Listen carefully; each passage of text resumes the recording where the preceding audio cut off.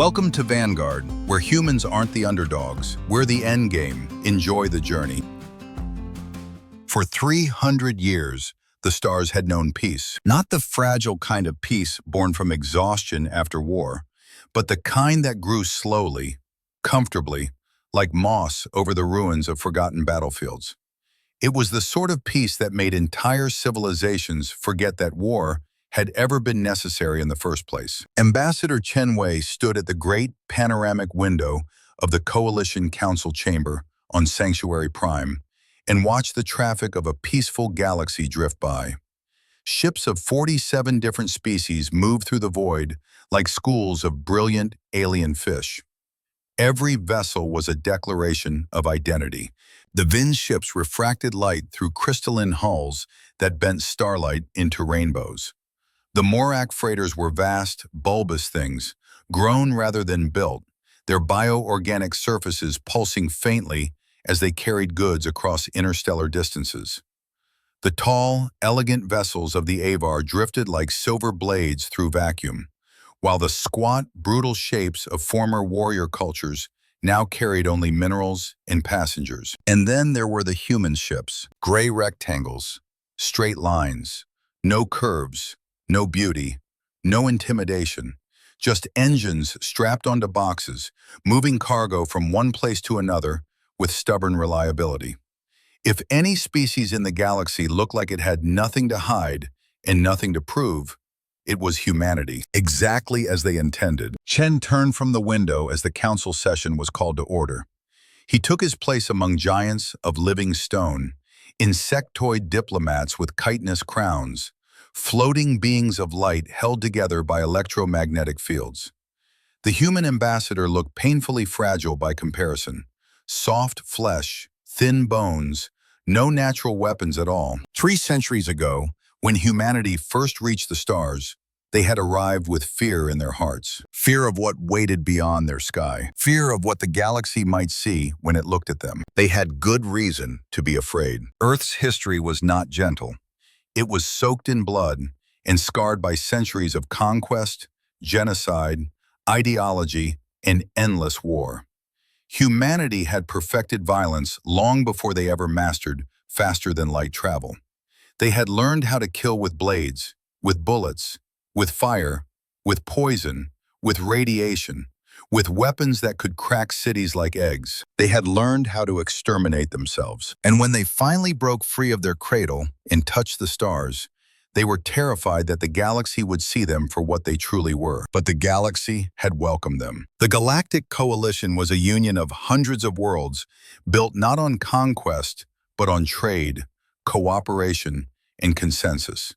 Most of its elder species had abandoned war so completely that military force had become a theoretical concept, a historical footnote taught to children as a warning rather than a skill. They had evolved beyond violence. At least, that was what they told themselves. Humans had listened. Humans had smiled. Humans had agreed. Yes, they too had evolved beyond violence. They showed the galaxy their artists, their composers, their poets. Human music spread across alien worlds, translated into frequencies no human ear could hear, but still felt in crystalline bones and plasma hearts. Human engineers revolutionized infrastructure across dozens of systems with clever, efficient designs that made logistics cheaper and safer for everyone. Human doctors worked in coalition hospitals. Human teachers instructed mixed classrooms of alien children. Human chefs opened restaurants on planets where taste itself had once been purely chemical. Humanity became useful, harmless, comfortable. The wars of Earth became curiosities, entertainment, ancient madness explained away by primitive psychology and tribal infancy. Coalition scholars joked that if humanity truly had fought that much, surely they would have exterminated themselves long before reaching the stars. Humans exaggerate their past, they said gently, like children telling scary stories to feel important. The galaxy believed the lie because it was easy to believe, because it was safe to believe, because the alternative was uncomfortable. Ambassador Chen had learned that diplomacy was not about truth. It was about what others wanted to be true. The council recognizes Warlord Krakes of the Zarn hegemony. The voice echoed through the vast chamber, and the temperature seemed to drop. Chen felt his stomach tighten before Krakes even rose from his seat. The Zarn had joined the coalition only 50 years earlier, not through peace talks, but through defeat. They had lost a brutal three-way war against neighboring powers and faced extinction when the coalition intervened. Not with fleets, but with economic strangulation and diplomatic isolation. The coalition had offered them membership as an alternative to annihilation. The Zarn had accepted. They had never truly belonged. Warlord Krakes stood to his full height, 9 feet of scaled muscle and plated bone. His species had evolved as apex predators under crushing gravity, and it showed in every brutal angle of his armored frame. His forearms were thick with natural blades. His jaw was a mass of interlocking teeth, designed not for speech, but for tearing. When he spoke, the chamber listened. The Zarn hegemony brings a matter of strategic security before this council, Krakes rumbled. The human agricultural colony designated New Harvest occupies a region of growing military importance. It is inefficiently defended. Chen's hands clenched behind his back. The hegemony will assume protection duties for this world, Krakes continued smoothly. In exchange, the humans will provide tribute in agricultural output and logistical support. This is our right under the strong protector protocols. The words were polished. The meaning was naked. Occupation. Chen was on his feet immediately. New Harvest is a sovereign human world with 2 billion citizens. We do not need, nor do we accept, Zarn protection. A ripple of discomfort passed through the chamber. Krakes' lips, if that mass of armored flesh could be called lips, curled back in something approximating a smile. Then you require a coalition defense pact, the warlord said pleasantly. Do you possess one, human? The chamber fell silent. Data tablets suddenly became very interesting. Tentacles adjusted ceremonial sashes. Crystalline diplomats pretended to recalibrate optic arrays. Chen already knew the answer. Humanity had applied for mutual defense treaties with 17 species over the past century. All 17 had declined. Too expensive, not strategically vital, not worth risking military assets for a species that seemed so peaceful. You don't need protection, they had said. No one would ever attack you. The coalition does not permit aggression against member species, Chen said carefully. This is not aggression, Krakes replied. This is protection. The humans have 30 standard days to accept our terms. After that, enforcement action will be taken. Krakes sat down. The message was delivered. Chen requested a vote. Surely, this time the coalition would not abandon a member world to extortion. Surely the great experiment of civilization would prove it was more than words on polished stone. The vote came back slowly. 41 in favor of continued diplomatic resolution. 4 abstentions. 2 opposed. Not a single species voted for military defense of humanity. Chen felt cold spread through his chest like liquid metal. The session adjourned. In the quiet of his office, Chen composed a single encrypted message and sent it toward the Sol system. It contained only 5 words. They have chosen not to see us. The reply came back in less than an hour. Just 2 words. We understand. Far across the galaxy, Captain Sarah Reeves sat alone in the cramped cabin of her freighter, Morning Star, reviewing cargo manifests she had memorized 100 times over. The ship was old, scarred and stubbornly alive through more refits than she could remember. It suited her. She had left the Earth Defense Force 15 years ago. Everyone called the EDF a ceremonial organization now. A symbol, parade uniforms, flight demonstrations for holidays, relics of a dangerous past humanity had supposedly outgrown. She had believed that lie, too. Until the alert chimed. Priority channel. Military encryption. Her hands froze above the console. She hadn't seen that encryption in 15 years. The message was brief. Stand by for recall orders. Protocol Fenrir may be activated. Monitor New Harvest. Sarah's blood ran cold. Fenrir. She had hoped she would die without hearing that word again. Outside her cabin, the galaxy still believed it was at peace. Inside the sealed memory vaults of human civilization, something ancient stirred. And on Sanctuary Prime, the Zarn warlord watched the diplomats disperse and smiled to himself. Because prey that believes in peace rarely sees the predator coming. The 30 days passed slowly, too slowly for those who waited beneath the shadow of extinction. On New Harvest, the human colony built its civilization around wide green valleys and artificial oceans, a world engineered to feel like the lost cradle of Earth. Golden fields stretched beneath alien suns, cities curved with soft architectural lines, deliberately unmilitarized, deliberately open. Children still went to school. Markets still bustled, farmers still worked the soil, but everyone watched the sky now. Zarn warships began arriving on the edge of the system within the first week. At first, only a few, massive, angular silhouettes outlined against distant stars. Then more, and more. By the 10th day, the Zarn fleet had formed a slow, tightening arc around the system, like a predator circling wounded prey. They did not fire. They did not advance. They simply waited. Ambassador Chen remained locked in negotiations almost every waking hour. The council chambers became battlegrounds of language instead of weapons. Zarn representatives spoke of stability, regional security, and historical precedent. Coalition diplomats responded with endless calls for patience, moderation, and restraint. Every word was safe. Every word was useless. Chen appealed to trade law, to migration treaties, to agricultural dependency chains that would ripple across 20 systems if New Harvest were lost.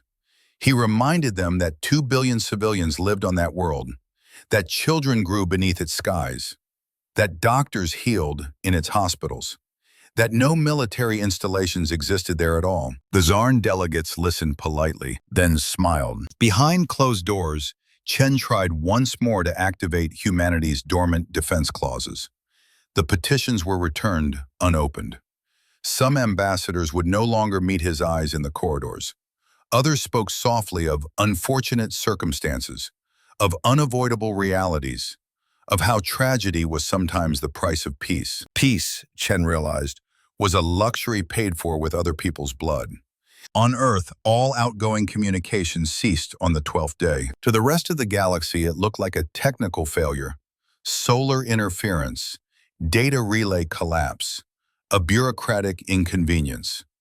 Coalition technicians shrugged and added Earth's silence to a growing backlog of minor anomalies. Human space did not panic. Human space went quiet. Colony worlds began running disaster drills without announcement. Civilian freighters altered their flight paths in patterns that made no economic sense. Passenger liners clustered near distant moons instead of entering open space lanes. Mining ships abandoned profitable asteroids without explanation. The coalition noticed. They misinterpreted. They are preparing to evacuate, some analysts said. Typical non-military response behavior. If anyone asked where 2 billion people were supposed to go, no one answered. On the 15th day, Chen stood once more before the council. The Zarn fleets continue to amass, he said quietly. They will attack unless stopped by force. I am formally requesting activation of coalition military support under Article 12. Murmurs rippled through the chamber.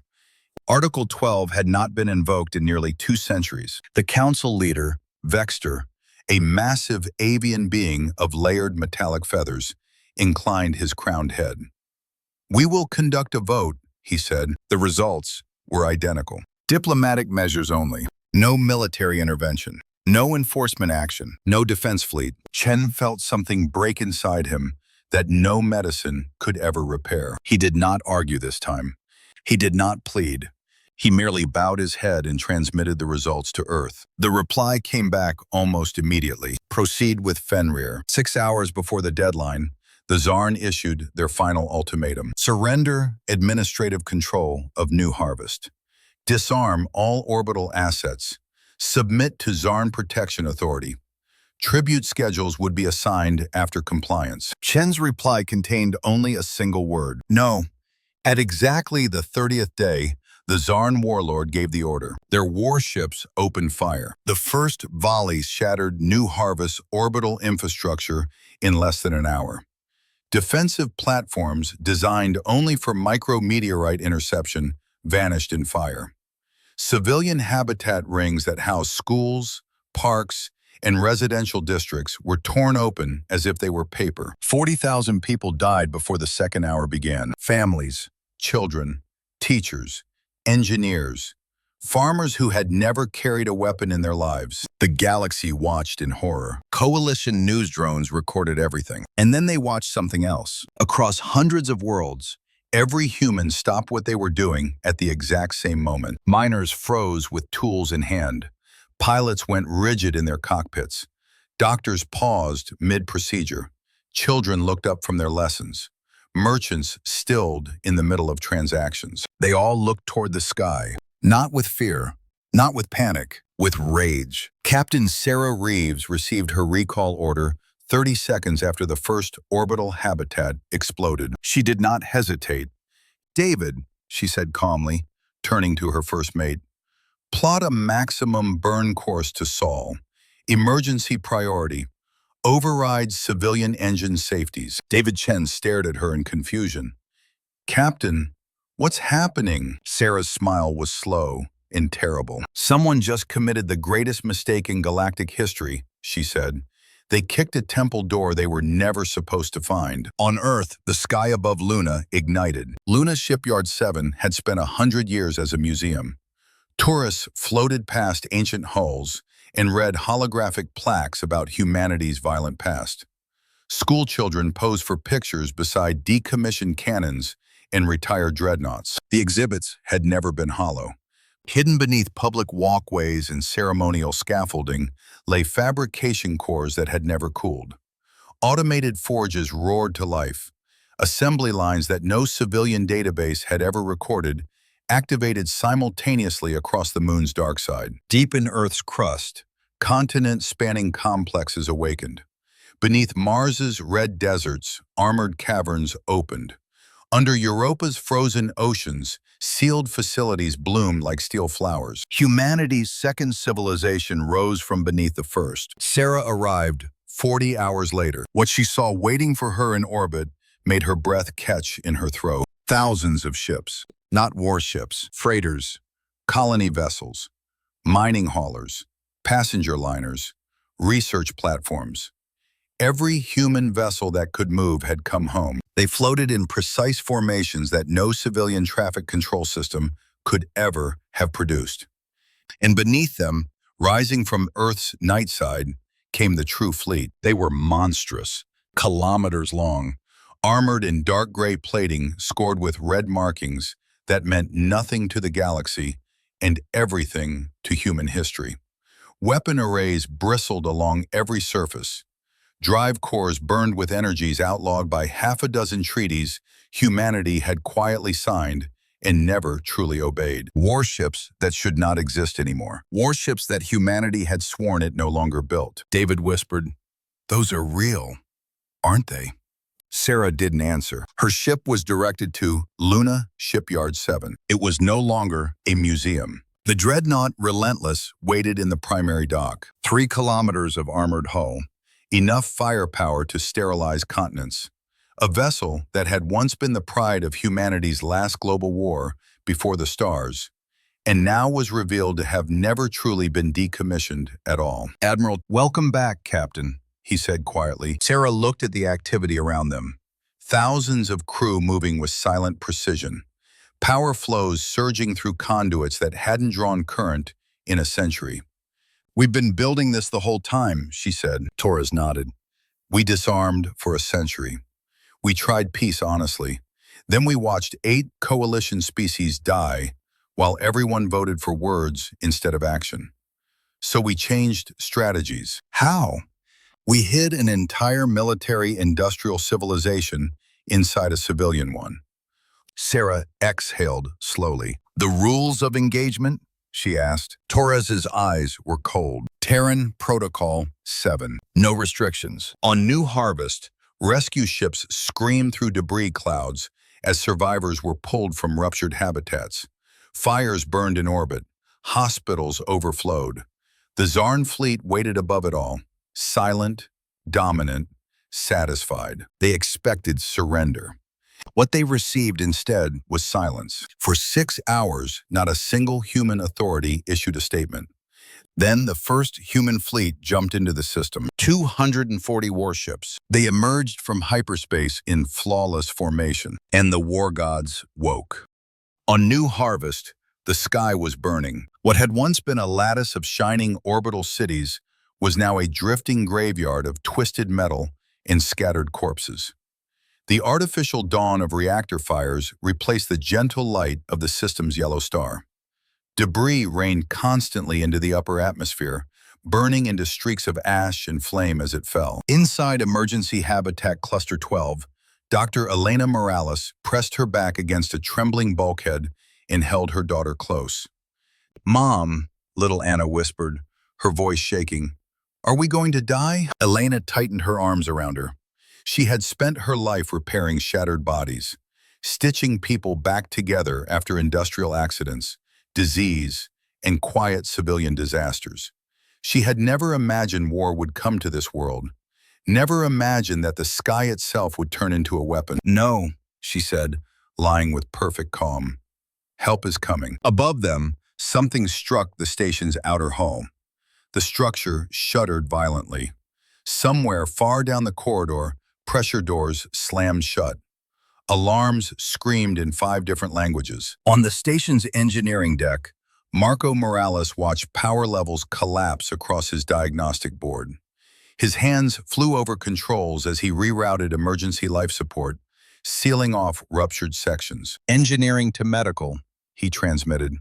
"We've got catastrophic breaches on Ring 3. I can hold pressure for maybe 10 minutes. 10 minutes. In orbit, Zarn warships continued their slow, methodical destruction. They did not need to rush.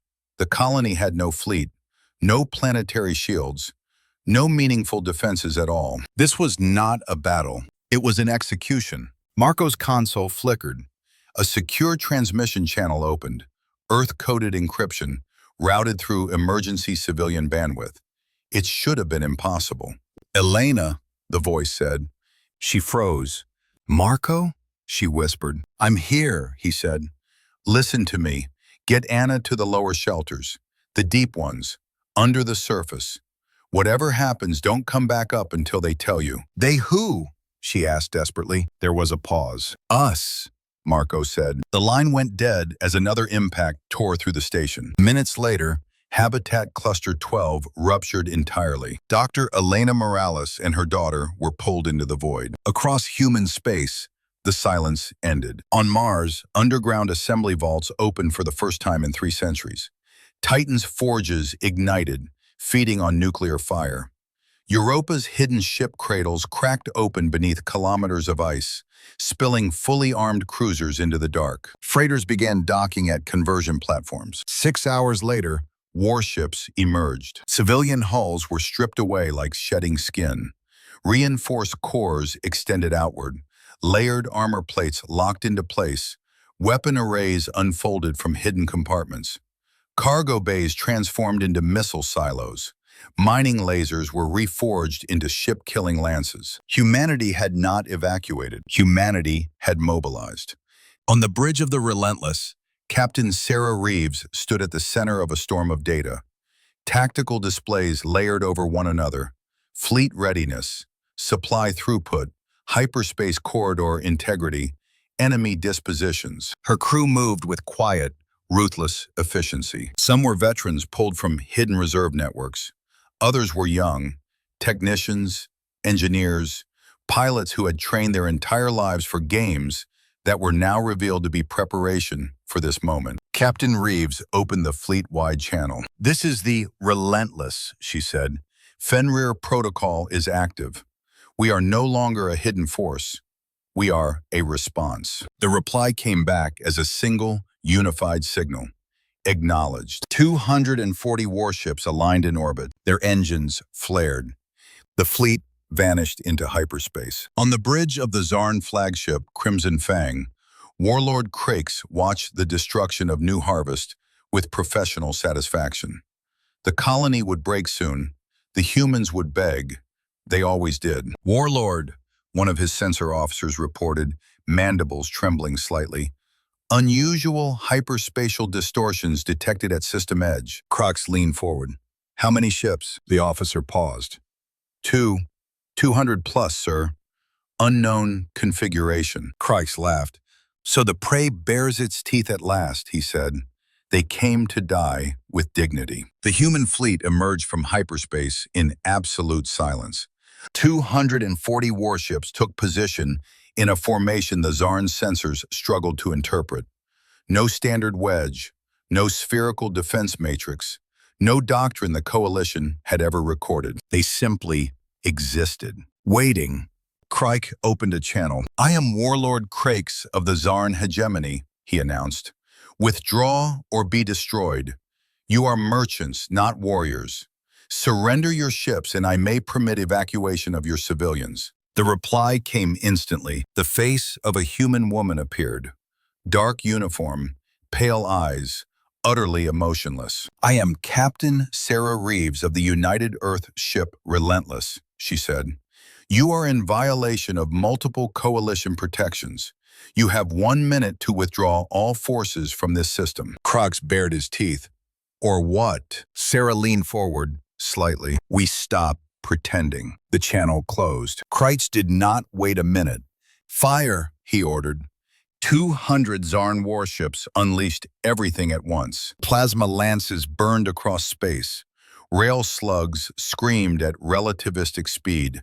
Missile clouds bloomed and accelerated. The void between the fleets became fire. Human shields held, not flickered, not strained, held. The first salvo vanished into dimensional sinks that Zarn science could not model. Energy bled away into mathematical impossibility. The Zarn gunners fired again. Nothing changed. On the Relentless, Sarah lowered her hand. Return fire. The Dreadnought's primary weapon activated. A beam of pure white gravity lanced across space. It was not light. It was compressed space-time itself, folded into a directional collapse. It struck the Crimson Fang. The Zarn flagship's shields failed instantly. The beam carved through armor, decks, reactor cores, and command chambers with surgical indifference. The ship split apart in dead silence before its reactor detonated. Warlord Krakes died without ever understanding what killed him. Then the rest of the human fleet opened fire. Gravity weapons tore through Zarn formations. Missiles guided by thinking AI swarmed targets that tried to evade. Point defense grids stitched space with precise annihilation. Cyber attacks raced ahead of physical weapons, turning Zarn targeting systems blind before the first explosions fully bloomed. The Zarn fought with everything they had. They charged. They boarded. They attempted sacrificial ramming runs. They died. Humans fought like something that had studied war as both science and art. Formations shifted mid-engagement into mathematically optimized kill zones. Weapons fired from angles Zarn tracking algorithms could not predict. Relativistic kill vehicles, simple slabs of accelerated metal, passed through entire cruisers before the Zarn even realized they had been targeted. In 4 hours, the battle was over. 120 Zarn ships were annihilated. 80 were crippled. The human fleet suffered its first loss when a damaged Zarn cruiser detonated within close range of a human frigate, breaching its secondary hull. 311 human crew died when Sarah authorized compartment destruction to prevent cascade failure. It was the only human loss of the battle. Sarah stood in silence as casualty reports came in. Log their names, she said quietly. Every one of them. Across the galaxy, the coalition watched through their own eyes. News drones transmitted every second. The illusions shattered in real time. On Sanctuary Prime, Ambassador Chen Wei stood alone as the council chamber erupted into chaos. Cries of disbelief and terror echoed through vaulted halls. Civilizations that had not seen true battle in centuries watched a predator species get dismantled in hours. How did they hide this? The council leader demanded. Coalition intelligence had no comforting answers. They didn't hide a military, Tavara of the Vin said weakly. They disguised a military as a civilization. Chen did not smile. On New Harvest, rescue operations expanded under human orbital control. Shield grids deployed for the first time.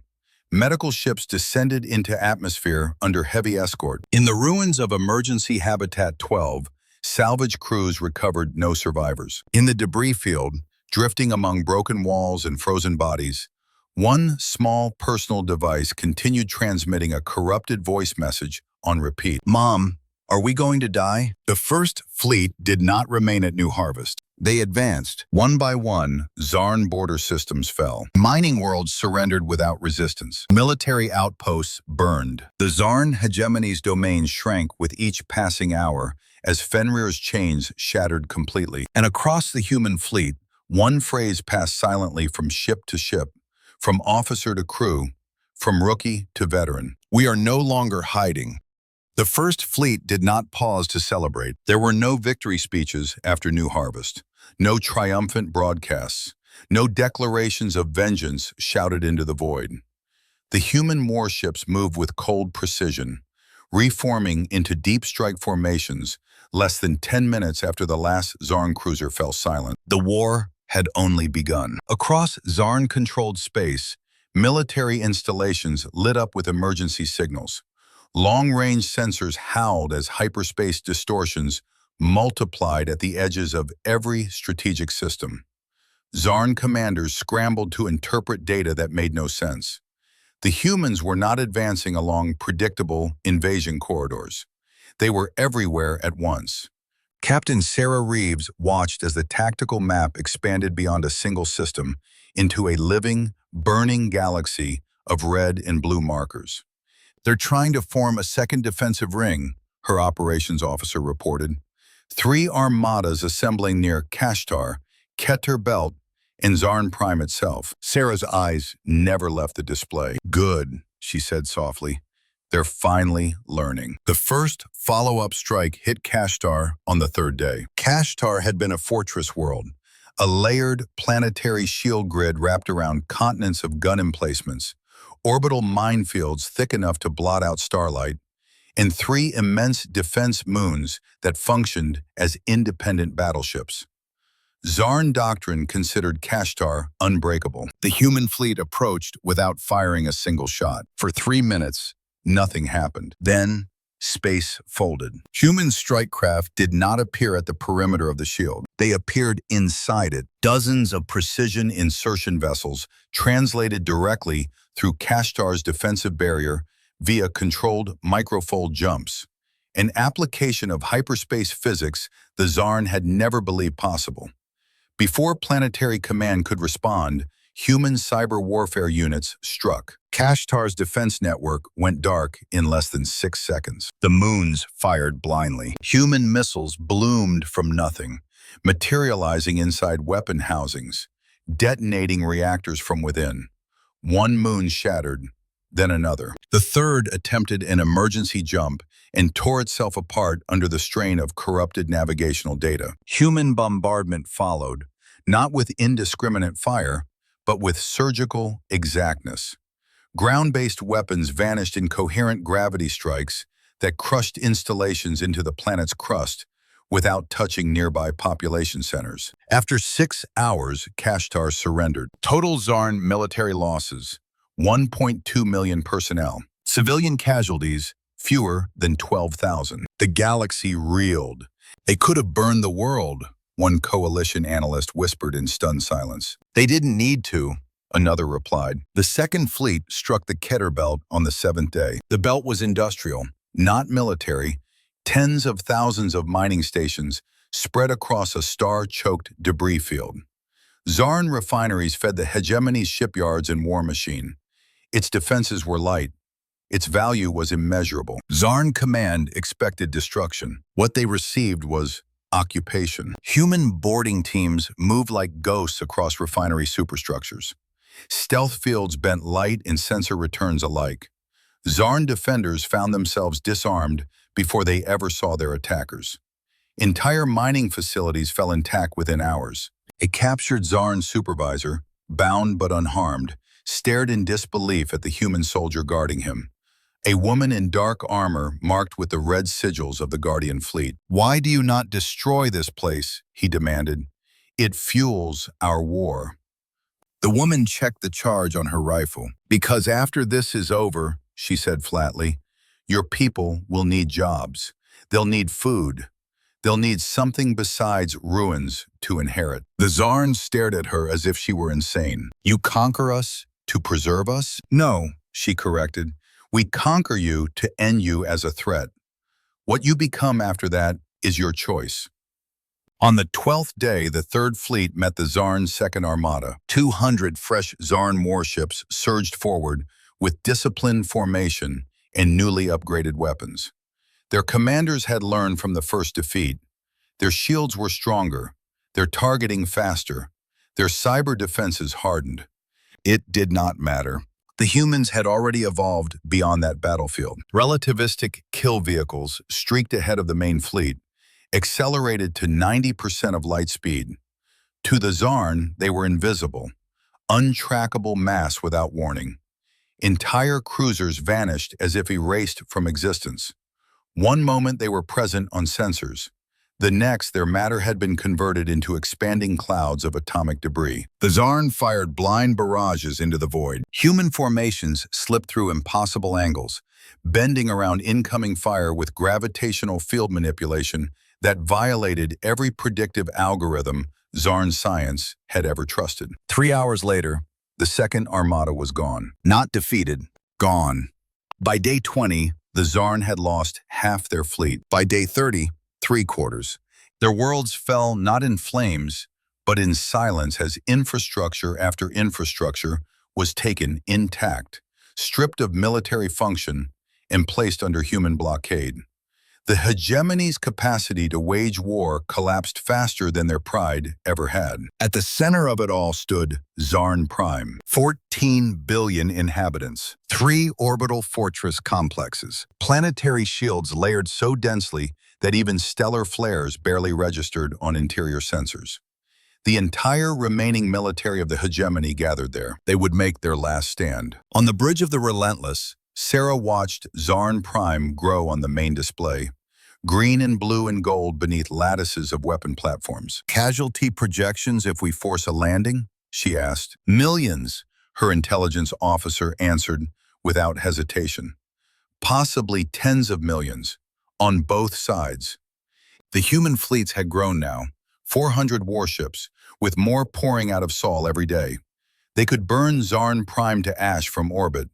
They could crack the crust and boil oceans. They had the power to erase an entire species. Sarah felt the weight of command press down on her spine. "Signal Ambassador Chen," she said. "He's already en route," came the reply. 3 days later, Chen arrived aboard a diplomatic shuttle escorted by human strike fighters. The man who stepped onto the bridge was not the soft-spoken diplomat the galaxy had known. His face was drawn. His eyes were hard. The smile he offered Sarah was thin and weary. "The coalition is panicking," he said without preamble. "They think humanity has become the new apex predator." Sarah gestured to the burning sphere of Zarn Prime. "Are they wrong?" Chen studied the display for a long moment. "No," he said quietly. "They're just late." He brought up new intelligence. "The Zarn refuse to surrender," he said. "They believe we're going to exterminate them.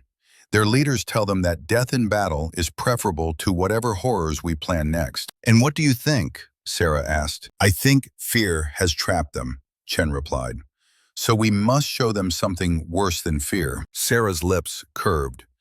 "I was hoping you'd say that." 3 days later, something vast entered the Zarn system. At first, their sensors misidentified it as a rogue asteroid. But asteroids did not emit energy signatures, and they did not maneuver. As the object approached, clarity brought horror. It was not a ship. It was a platform, 30 kilometers long, a rigid spine of armored superstructure wrapped around a core of impossible power. Weapon arrays extended like the ribs of a dead god.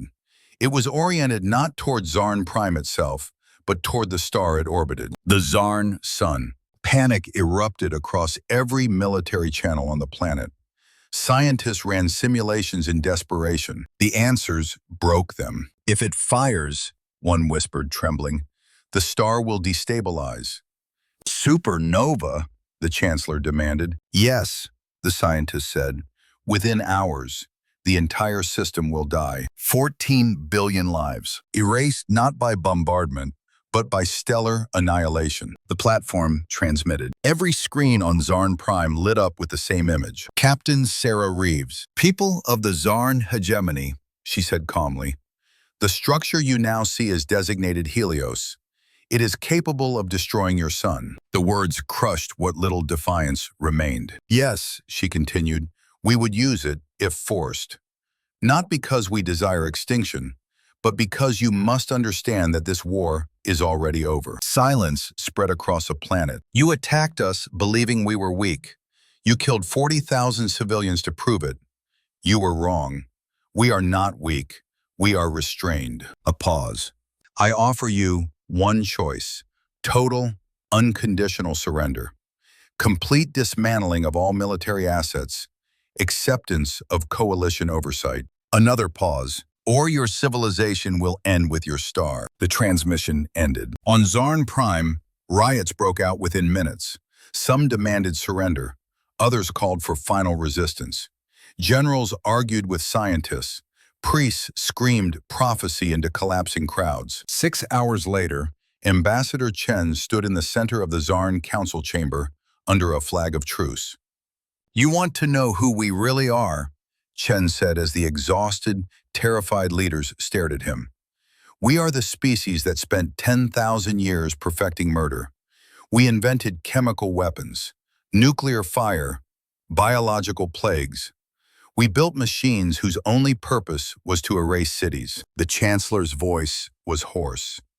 Then why stop? Chen's eyes hardened. Because one day we looked at ourselves and felt disgust, and we chose to be better. Then why build the Sun Killer? The Chancellor whispered. Because you needed to believe we still remember how to be monsters, Chen said. So you would understand that when we offer peace, it is not from fear. It is from choice. And if we accept, the Chancellor asked, you disarm, you pay reparations, and we help rebuild your world. The Zarn leaders stared in silence. For the first time in their species' recorded history, they had encountered an enemy that did not want their destruction, and terrified them more because of it. That night, Zarn Prime surrendered. The surrender of Zarn Prime did not feel like victory. No fireworks lit the skies. No fleets paraded in triumph. Across 14 billion minds, the dominant emotion was not relief, but shock. The deep, bone-level terror that comes from realizing the universe is far larger and far more dangerous than one had ever believed. Above Zarn Prime, the Helios platform remained motionless. The artificial god hung in space like a blade suspended by an invisible thread, still aimed at the system's sun. Its presence alone had redefined the concept of extinction for an entire species. Generations of Zarn would grow up under stories of the day the sun was taken hostage. On the surface, sirens wailed as military units powered down their weapons. Orbital fortress complexes shut off layer by layer. Shield grids dissolved into nothing. The vast war machine of the Zarn hegemony, so long feared across neighboring sectors, went silent in a single night. Captain Sarah Reeves watched the surrender unfold from the bridge of the Relentless. They're complying, her operations officer reported. All major military nodes are powering down. Ground forces are laying down arms. Sarah closed her eyes briefly. Good, she said. Then we won't have to prove we meant it. Ambassador Chen Wei landed on Zarn Prime at dawn. His shuttle descended through skies still hazy with the residue of burned debris from distant orbital battles. He was escorted by human strike fighters that never broke formation, silent and watchful like guardian spirits. The capital city sprawled beneath him, once a monument to conquest, now a world holding its breath. At the Central Council Citadel, The Zarn leaders waited. Their chancellor stood at the head of the chamber, flanked by generals who had commanded empires and now looked like relics of a broken age. None of them wore armor. None carried weapons. "You demanded unconditional surrender," the chancellor said slowly. "We have given it. What remains of your terms?" Chen activated a projection in the center of the chamber. "Hegemony, military dissolution," he said. "Immediate disarmament under human supervision. Reparations to New Harvest for civilian losses. And acceptance of coalition oversight until your society is no longer capable of large-scale aggression." The chancellor's crest lowered slightly. "And after that?" "After that," Chen replied, "you rebuild." A murmur passed through the chamber. "You would leave us alive?" a general demanded bitterly. "After what we did to your people?" "Yes," Chen said simply. "Why?" the chancellor asked. Chen did not answer immediately. Instead, he brought up a new image, a shattered orbital habitat, drifting wreckage still marked with human identification codes. Floating bodies turn slowly in vacuum. "Because if we erase you," Chen said quietly, "then we become the very thing we spent 3 centuries trying not to be." The Zarn leaders fell into silence. Finally, the chancellor bowed his massive head. "Then we accept," he said, "not because we deserve your mercy, but because we no longer dare refuse it." The galaxy did not celebrate. The galaxy panicked. On Sanctuary Prime, the Coalition Council convened an emergency session so urgent that formal procedure was abandoned entirely. Representatives arrived in armored convoys, escort fleets, and personal shield fields that had not been seen in centuries. Ambassador Chen entered the chamber alone. No data tablets, no aides, no bodyguards, only the weight of a species behind his eyes. The uproar began instantly. "You violated 17 weapons treaties. You fielded technology banned after the frontier wars. You threatened to annihilate an entire civilization." Voices overlapped in panic and outrage. Chen waited until the noise exhausted itself. "Yes," he said calmly. "We did all of those things." The chamber froze. The coalition leader, Vexter, stepped forward, wings trembling with suppressed fury. "Then on what grounds do you still claim moral authority, human?" Chen's gaze locked onto the avian diplomat. "On the same grounds you forfeited it." He activated a new projection. A list began to scroll.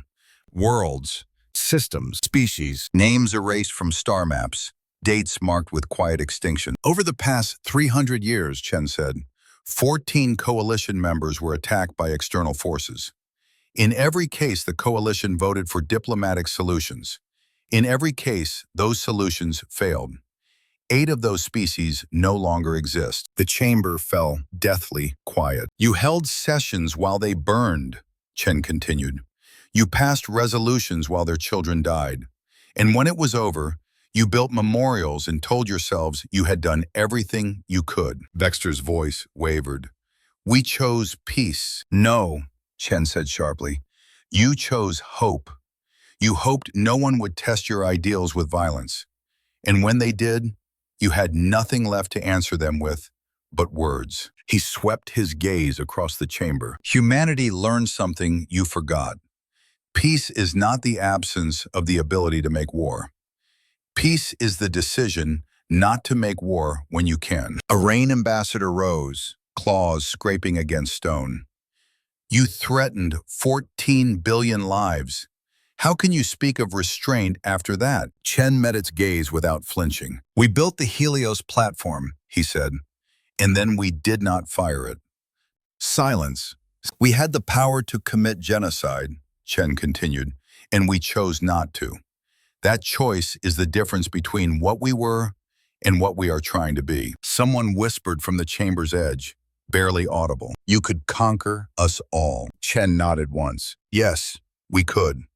Fear rippled through the assembly. "And that," Chen said, "is exactly why we won't." Then he delivered the final blow. "Effective immediately," Chen announced, "humanity withdraws from the Galactic Coalition." The chamber erupted. "You can't. You'll destabilize. You'll become a rogue power." Chen raised a single hand. "You abandoned us when we invoked Article 12, he said. Therefore, you no longer have authority over our survival. The noise slowly died. But we are not leaving you unprotected, Chen continued. We propose a new arrangement. He brought up a final document. Humanity will become an independent protectorate force, autonomous, not bound by coalition voting delays. When a coalition world is attacked, we will respond immediately. Vexter's voice was tight. And in exchange, what do you demand? Chen shook his head. Nothing. The chambers stared at him in disbelief. This is not a transaction, he said. This is a responsibility. We have the strength to defend others, so we will. A small, trembling figure rose near the back of the chamber. The merry ambassador, from a rabbit-like species that still bore the scars of pirate genocide. You would protect us, the merry asked softly. For free? Chen's smile was sad. Humans carry the memory of 10,000 years of mutual slaughter in our bones, he said. We know what helplessness looks like. We refuse to let it define anyone else. Someone scoffed bitterly. With your power, you could rule the galaxy. Yes, Chen agreed. And that is precisely why we won't. The chamber remained silent for a long time. Then the votes began. Not for war, not for sanction, but for acceptance. 32 species agreed to the new protectorate arrangement. 15 refused, clinging to absolute independence. 5 asked to join humanity's new alliance directly. The coalition survived, but it would never be the same. On Zarn Prime, human engineers worked alongside former enemies. Infrastructure rose from cratered cities. Energy grids were rebuilt. Hospitals reopened. Zarn children watched human soldiers with fear at first, then with curiosity, then with something dangerously close to admiration. On New Harvest, the dead were buried. 40,000 names were carved into memory walls beneath open sky. Survivors rebuilt not with rage, but with resolve. In orbit, the Helios platform powered down. The sun was released.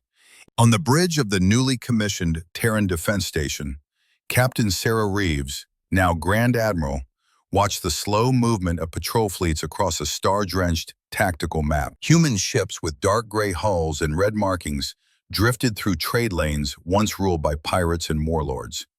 Distress signals that once went unanswered now received immediate response. A young officer approached her hesitantly. Admiral, he asked, are we really going to do this forever? Be the galaxy's shield? Sarah considered the stars. Humanity spent 10,000 years learning how to kill, she said, then 300 years trying to forget. The Zarn reminded us that we can't. She turned back to the officer. So now we give that knowledge a purpose.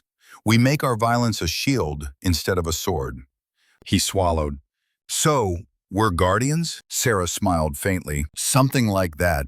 We know what the wolves look like. 10 years passed after the fall of the Zarn hegemony. To the galaxy, it felt like a single, unbroken heartbeat of change. Humanity did not conquer worlds. Humanity answered screams. The first call came from the Belran sector. Pirate fleets raiding refugee convoys along unstable hyperspace lanes. The coalition debated for 16 hours. Humanity arrived in 3. The pirate armada ceased to exist 12 minutes later. The second call came from a border war between 2 minor powers who had forgotten why their ancestors once feared escalation. Humanity did not destroy either side. Instead, Guardian fleets positioned themselves between the opposing forces and powered weapons hot. The war ended without a single shot. By the 5th year, the pattern was unmistakable. When dark gray hulls with red markings appeared in system space, the weak felt hope, and the violent felt dread. Humanity did not posture. Humanity enforced.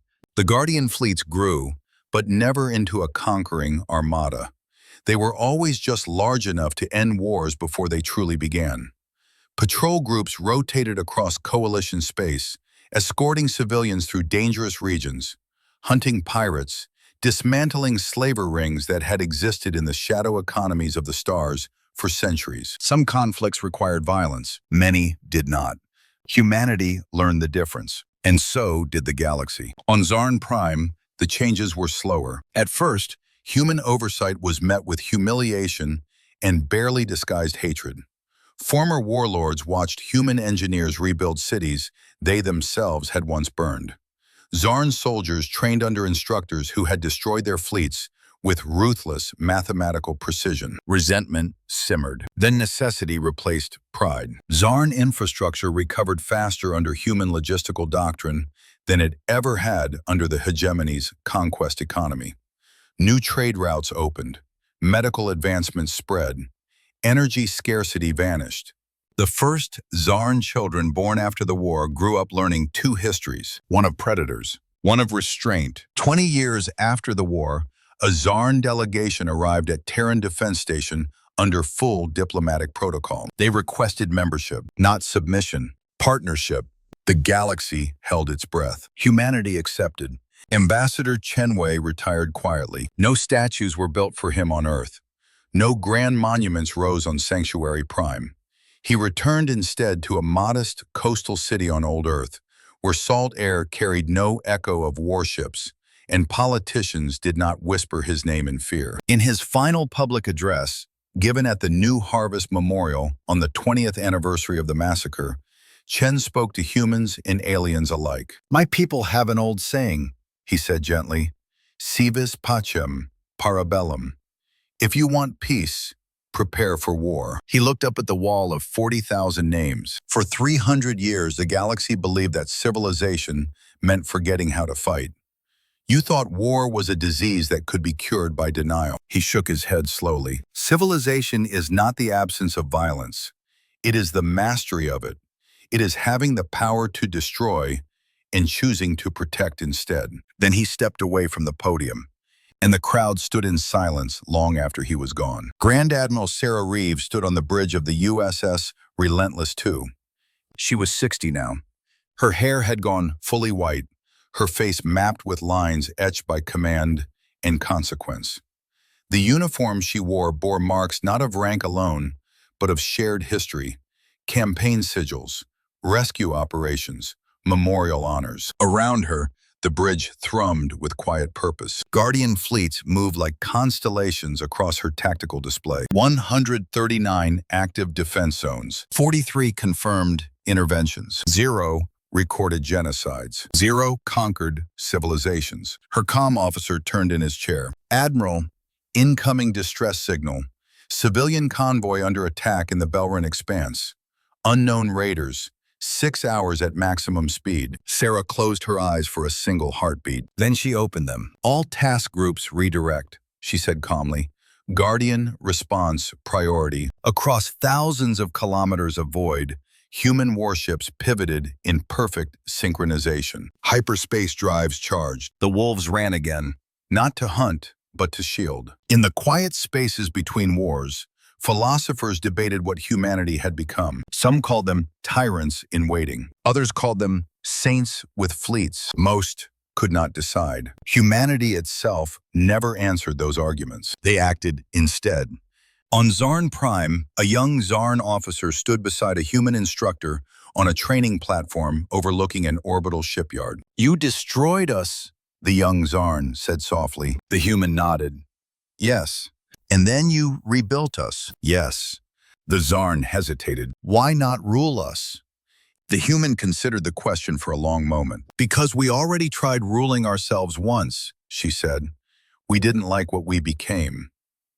The Zarn watched the half-finished warships rising from the dock. "Will you ever turn on the galaxy?" The human met his gaze. "We already know how monsters think," she said. "That's why we don't let ourselves become one again." Across coalition space, the younger civilizations began building defensive fleets again. Not empires, not armadas of conquest, but shields. Human doctrines spread not as dominance, but as education. Prepare. Defend. Never assume peace is permanent. Never forget that evil does not require misunderstanding to exist. Only opportunity. And in the dark places of the galaxy, where ancient threats slumbered far older than the Zarn, where cosmic predators waited for civilizations to grow soft, signals began to change. Because something had shifted. The balance of fear. The universe had learned that one species no longer asked permission to defend the innocent. The universe had learned that one species carried both the memory of wolves and the will to chain them. On the edge of explored space, deep beyond trade routes and coalition charts, an ancient intelligence observed the changing patterns. It watched guardian fleets appear in sectors once ruled by terror. It watched empires fall without genocide. It watched predators retreat. And for the first time in millennia, it hesitated. On the bridge of the relentless, too, Sarah Reeves stood as her fleet vanished into hyperspace. Stars stretched into infinite lines of fire. The galaxy turned once more. And humanity continued the quiet, endless task it had chosen for itself. Not gods, not kings, not conquerors, but guardians who remembered what monsters look like. Because once, they had been monsters too.